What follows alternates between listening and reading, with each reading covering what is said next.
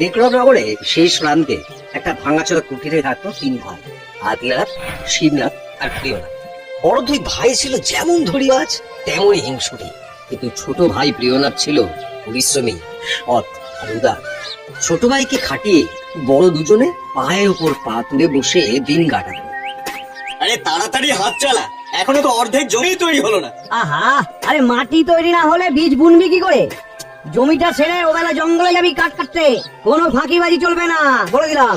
না না দাদা, ফাঁকি দেবো কেন? চিন্তা করো না, সব কাজ আমি করে দেবো।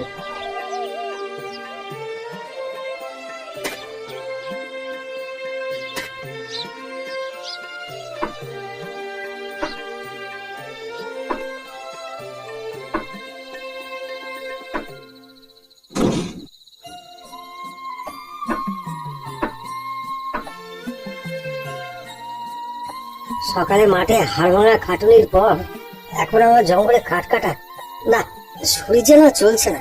কিন্তু দাদাদের কথা তো আর অমান্য করা যায় না। যাই, এবার এগুলো গুছিয়ে নিয়ে বাড়ি ফিরে যাই।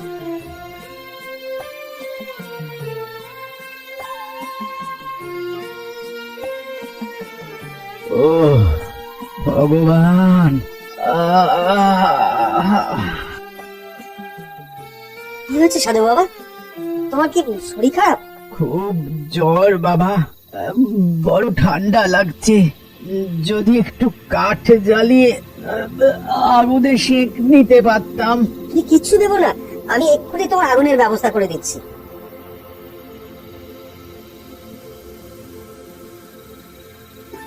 কি করছিস বাবা, কি করছিস?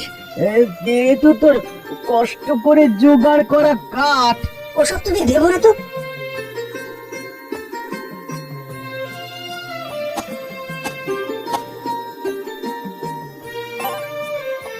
তবে শুধু আগুন জ্বেলে তো তোমার রোগ সারবে না বাবা, কিছু ওষুধপত্র তো লাগবে। কিন্তু এই জঙ্গলের মধ্যে। এই জঙ্গল জাদুর জঙ্গল রে বেটা, এখানে সব রকম রোগের ওষুধ পাওয়া যায়। তাহলে বলো না বাবা, কি করে তোমার অসুখ সারবে? না, তুই আমায় সারিয়েই ছাড়বি দেখছি। শোন শোন, ওই নদীর ওপারে একটা লাল ফলের গাছ আছে। যদি ওই ফল আনতে পারিস তবে আমি এক্ষুনি সুস্থ হয়ে যাব। আমি এক্ষুনি যাচ্ছি। কিন্তু এই ঠান্ডায় তুই নদী পেরোবি কি করে রে? নদীর জলও যে খুব ঠান্ডা। ও তুমি চিন্তা করো না বাবা, আমি যাবো আর আসবো।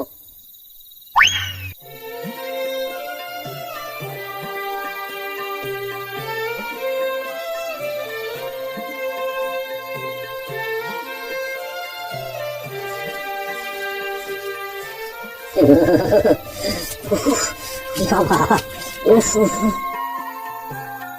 সাধু বাবা যেমন বলেছিল, নিশ্চয়ই এইটাই সেই গাছ।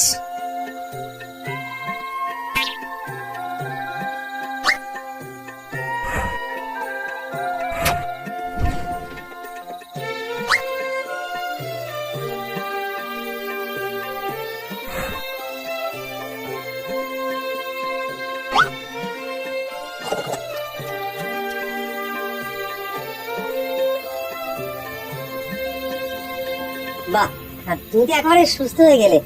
তাহলে আমি এখন যাই বাবা। আয়, ভগবান তোর কল্যাণ করুক।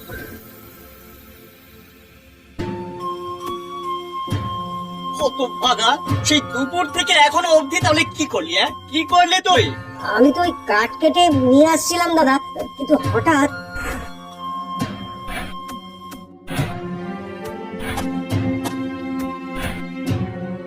আরে, একটা কাঠও তো আনিসনি, তাহলে এখন রান্না করবিটা কি করে? কিচ্ছু চিন্তা করো না দাদা, সে একটা ব্যবস্থা আমি ঠিক করে নেব।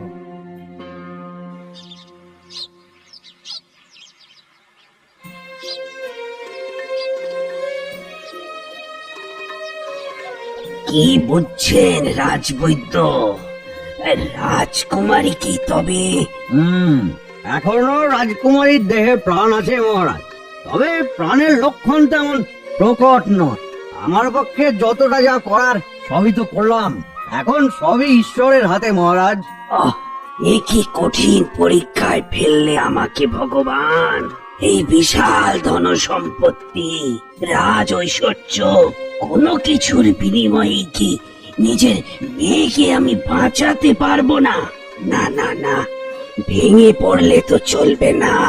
একটা একটা শেষ চেষ্টা আমাকে করতেই হবে, করতেই হবে।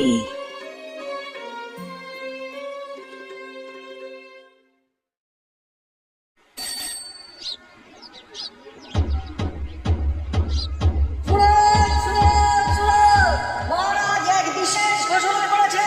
আমাদের রাজকন্যা চন্দ্রমুখী এক ভীষণ রোগে শয্যাশায়ী। কোনো হাকিম পর্যন্ত তাকে সারিয়ে তুলতে পারেনি। এখন কেউ যদি তাকে সুস্থ করে তুলতে পারে তবে মহারাজ তাকে অর্ধেক রাজত্ব আর রাজকন্যা দুই দেবেন। চলুন চলুন চলুন। আমি যা শুনলাম তুইও কি তাই শুনলি? শুনলাম আর বুঝলামও। কি বুঝলি? যত তাড়াতাড়ি সম্ভব জঙ্গলে ওই সাধু বাবার কাছে পৌঁছাতে হবে, তাহলেই কেল্লা ফতে।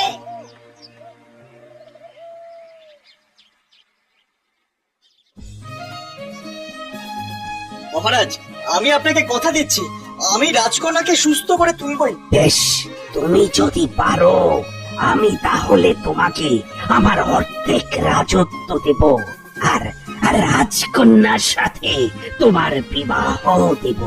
আপনি বিবাহের প্রস্তুতি শুরু করুন মহারাজ, আমি যাবো আর আসবো।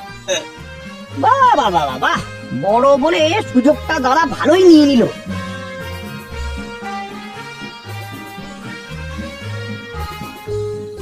ওই তো, ওই যে সাধু বাবা ধ্যানে বসে আছেন, যাই একবারে ঝাঁপিয়ে পড়ি ওনার পায়ে। বাবা গো, বাবা, ও বাবা। আরে আরে আরে, কি করিস? ওঠ ওঠ ওঠ বাবা, ওঠ। তুই কি বাবা? আগে বাবা, আমি সেই কাঠকুড়োনো ছেলেটির দাদা, যে গতকাল আপনার কাছে এসেছিল। ও, সেই ছেলেটা? সে বড় ভালো ছেলে। তা তা তুই কি চাস? আমাদের দেশে রাজকন্যার বড় অসুখ বাবা, হাকিম বদ্যি কবিরাজ কেউই তাকে সারিয়ে তুলতে পারছে না। বুঝেছি, তুই তাকে সারিয়ে তুলতে চাস, তাই তো? যদি আপনি একটু সাহায্য করেন বাবা। বেশ, শোন, এই জঙ্গলের শেষে যে পাহাড় আছে তার মাথায় একটা লেবুর গাছ আছে। ওই লেবুর রস রাজকন্যার মুখে দিলেই রাজকন্যা আবার সুস্থ হয়ে উঠবে। ঠিক আছে বাবা, ঠিক আছে, তবে তো আমি এই যাবো আর এই নিয়ে আসবো। তবে একটা ব্যাপার খেয়াল রাখিস, ওই গাছের কাছে গিয়ে মনে মনে যা চাইবি গাছের ফলে সেটাই পাবি কিন্তু। আর মাত্র একবারই গাছ তোর কথা শুনবে, বুঝেছিস? আচ্ছা বাবা, মনে রাখবো।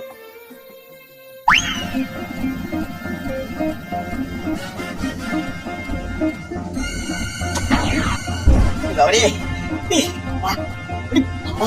খেবড়ো খেবড়ো পাথরের রাস্তা, না আর দমেও খুলছে না। বাবা, এদিকে এদিকে সকাল থেকে পেটেও কিছু পড়েনি।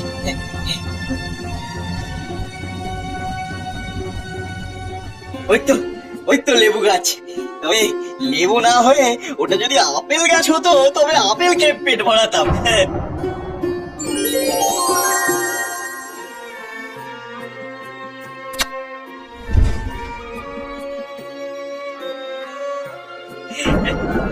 এই যা,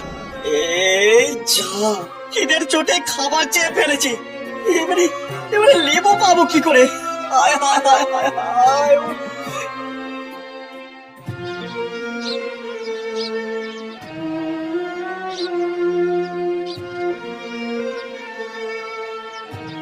মহারাজ, আপনি আমাকে একটিবার সুযোগ দিন, আমি রাজকন্যাকে সুস্থ করে তুলবো।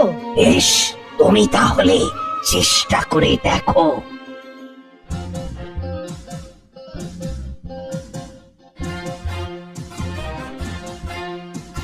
রাজকন্যার জন্য ওষুধ চাই, তাই তো? হ্যাঁ বাবা। বেশ, এই পথের শেষে যে পাহাড় আছে তার মাথায় আছে ওই লেবুর গাছ। যদি পেরে আনতে পারিস তবে রাজত্ব আর রাজকন্যা দুই পাবি।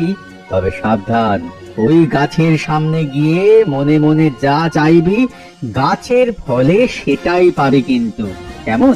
হ্যাঁ বাবা।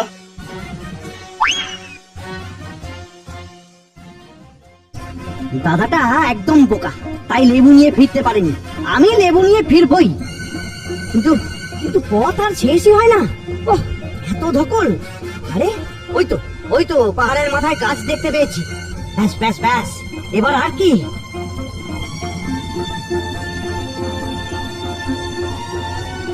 উফ, এটা এটা লেবু গাছ না হয়ে যদি একটা বট গাছ হতো, তবে তবে ওর ছায়া একটু ঘুরিয়ে নিতাম। ও আরে, এ কি হচ্ছে? লেবু গাছটা তো বট গাছ হয়ে গেল, এখন কি করবো? এদিকে এদিকে আমার যে খুব ঘুম পাচ্ছে। ও ও চোখ যেন বুঝে আসছে। আরে আমিও পারলাম না, আমিও পারলাম না। তুমি পারবে যুবক, তুমি পারবে। আপনি আমাকে আশীর্বাদ করুন মহারাজ। আমি আশীর্বাদ করছি যুবক, তুমি সফল হও। আপনার আশীর্বাদ চাই বাবা। আমার আশীর্বাদ সব সময় তোর সঙ্গেই আছে বেটা। যা যা, ভগবান তোর মঙ্গল করবেন।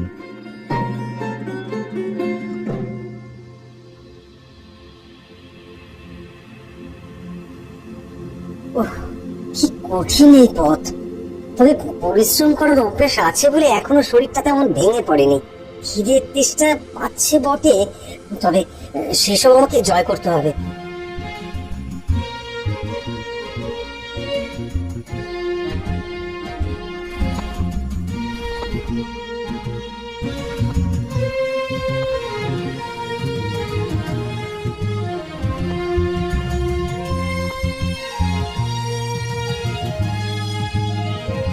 ওই তো সামনেই সেই গাছ। বড় কিছু পেতে গেলে ছোট কষ্টগুলোর কথা ভাবলে চলবে না। যেভাবেই হোক এই লেবু রাজকুমারীর জন্য আমাকে নিয়ে গিয়ে তার প্রাণ বাঁচাতেই হবে।